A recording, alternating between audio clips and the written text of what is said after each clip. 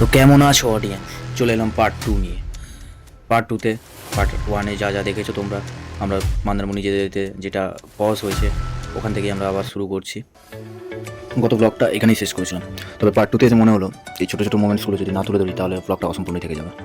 দিনটা তো শেষ হয়নি, তার মাঝখানে অনেক কিছুই হয়ে গেছে, তো সেগুলো তোমাদের সাথে তুলে ধরার জন্য আর নতুন একটা গল্প নিয়ে, নতুন একটা ইন্টারেস্টিং কনসেপ্ট নিয়ে আবার হাজির হয়ে গেলাম।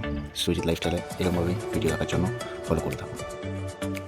আজকে কোনো বড় প্ল্যান নেই, তবুও রাস্তায় বেরোলেই মনে হয় একটাই তো লাইফ, একটু তো এনজয় করতেই ক্লাইম্যাক্স अभी बाकी হবে নাকি। চলে গেলাম সোজা একেবারে, গাড়িতে হাওয়া ছিল না, গাড়িটা অনেকদিন বেরও করাইনি তার জন্য। যাই হোক, মোটামুটি শেষ করতে গেলে দিয়ে গেলাম একদম টেস্ট হয়েছে। এখান থেকে শুরু হলো আসল গন্ডগোল। আমরা এসেছিলাম মন্দারমণি যাবো, দেন ওখান থেকে ব্যাক করার সময় আমরা এখানে সোলাতে মেলা দেখবো। বাট এবছর সিরিয়াসলি এতটা ক্রাউড মানে তোমরা দেখতেই পাচ্ছ, এতটা ক্রাউডের জন্য আমরা এত ক্রাউডের মাঝখানে আমরা বুকে এক ঝুলি বল নিয়ে এগিয়ে গেলাম মন্দারমণির দিকে। কিন্তু তাও দেখছি সামনে গিয়ে আবার ট্রাফিক পুলিশের সাথে পাবলিকের গন্ডগোল লেগে গেছে, কিনা রাস্তা পার হতে পারছে না সেই জন্য।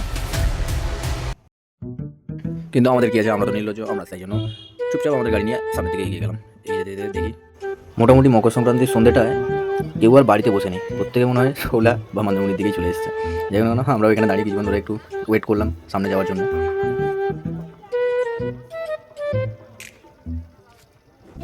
তারপরে এলো একটা মোমেন্ট, দুটো ভাই আমাকে দেখে হাত মেলালো, কেন বুঝতে পারলাম না। মানে ওরা তারপরে আমাকে বললো যে ওরা আমার ভিডিও দেখেছে। অ্যাকচুয়ালি ওরা আমার চেনা পরিচিতও ছিল, সেরকম বলবো না যে আমার ফ্যান।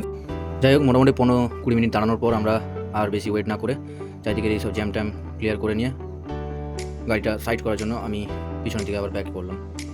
তো ব্যাকে গিয়ে তারপরে গাড়ি রেখে আবারও এসেছিলাম একটু হেঁটে যদি মেলার ভেতরে যাওয়া যায়, দিয়ে আপনাদের দেখানো যায় সব কিছুটা, কিন্তু সেটাও সম্ভব হলো না, কারণ এতটাই পরিমাণ জ্যাম যে এক পা এগোনো যাচ্ছে না।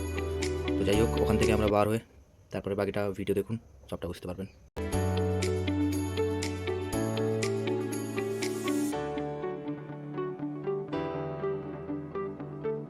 তারপর মেলা থেকে বার হয়ে সোজা আমরা কাঁথির দিকে চলে গেলাম।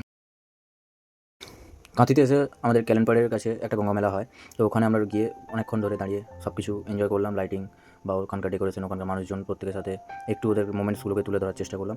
পুরো ভিডিওটা ওয়াচ করুন, ওটাতে ক্লিয়ারলি সব কিছু তুলে ধরা আছে। মকর সংক্রান্তির এই পবিত্র দিনে শান্তি আর শুদ্ধতার প্রতীক এই গঙ্গা মাতার মূর্তি, যা কিনা একই সঙ্গে এতগুলো মানুষকে একত্রিত করেছে আজ। ভক্তি, বিশ্বাস আর আশীর্বাদের সঙ্গে এই বিশেষ মুহূর্তটা তোমাদের সামনে আমি তুলে ধরলাম। আশা করি ভিডিওটা তোমাদের খুবই ভালো লাগছে। যাই হোক, অনেকটাই গল্পগুজব হলো, এতটাই আজকের মতো। মোটামুটি এইভাবেই আমার কন্টেন্টগুলো দেখতে থাকো তোমরা, এরকমই মজা পাবে।